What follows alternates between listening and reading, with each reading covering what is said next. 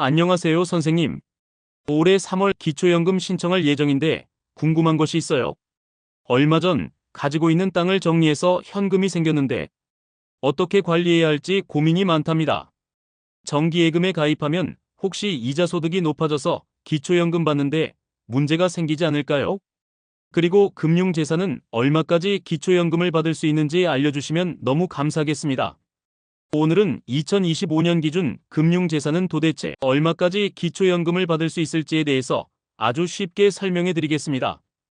2025년 기초연금 선정기준액은 2024년 대비 6.6% 인상된 단독가구 228만원, 부부가구 364만 8천원입니다.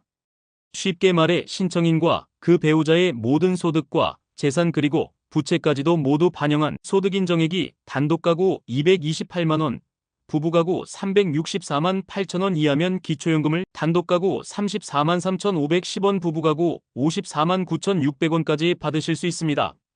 물론 2024년 소비자물 가상승률을 반영하는 기초연금 최종연금액은 내년 1월 10일경 발표될 예정이지만 2024년 대비 2.3%, 2.6% 인상선에서 결정될 것으로 예상됩니다.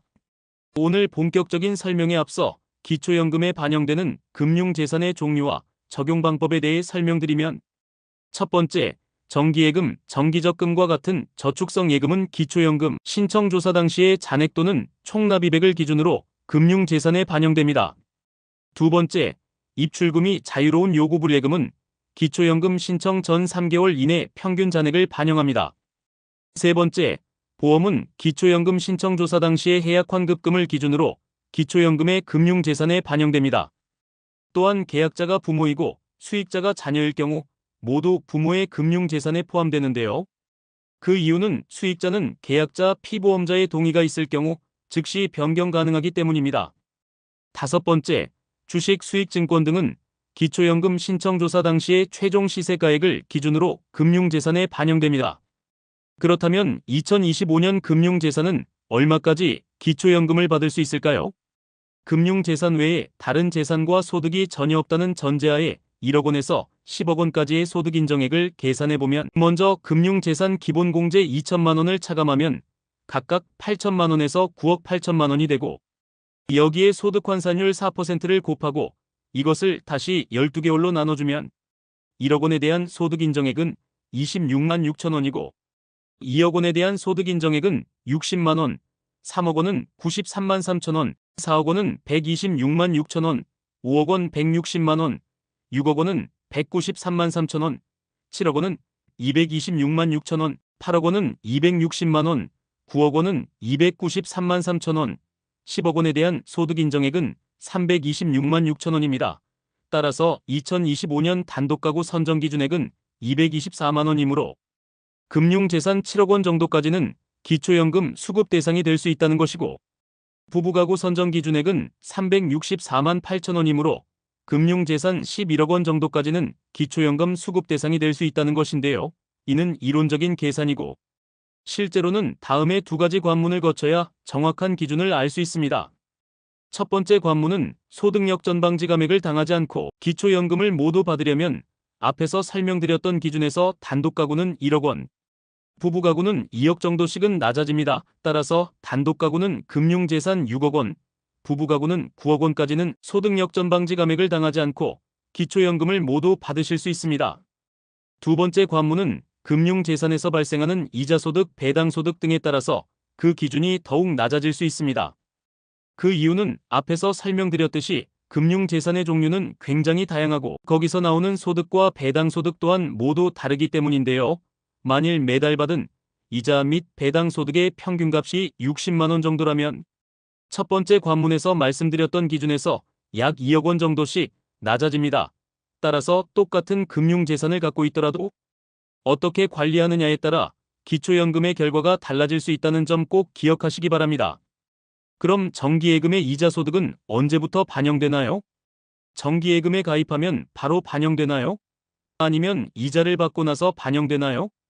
기초연금 계산 시 이자소득은 이자를 받은 달이 속한 해의 다음해 4월부터 기초연금에 반영됩니다. 만일 2024년 10월 1년 만기 정기예금의 이자소득으로 300만 원을 받으셨다면 2025년 4월 25일부터 2026년 3월 25일까지 매달 25만 원씩이 신청인의 소득인정액에 반영됩니다. 참고로 이자 소득은 세금을 공제하기 전의 소득, 즉 세전 소득을 기준으로 반영됩니다.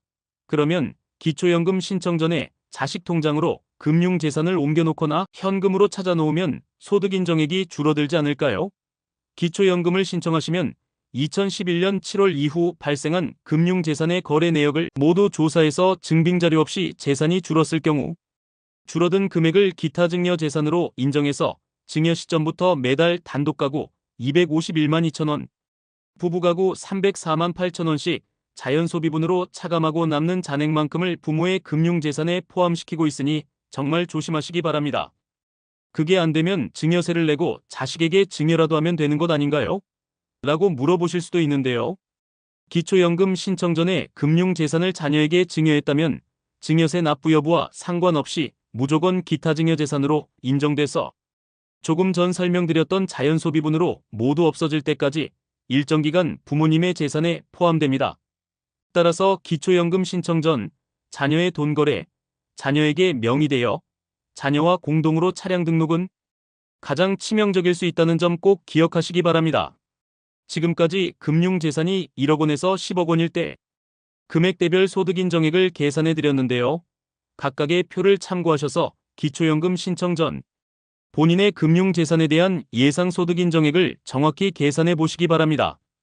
오늘 설명드린 것처럼 기초연금 신청 전 각각의 재산을 어떻게 관리하느냐에 따라 기초연금 수급 여부가 결정될 수 있습니다.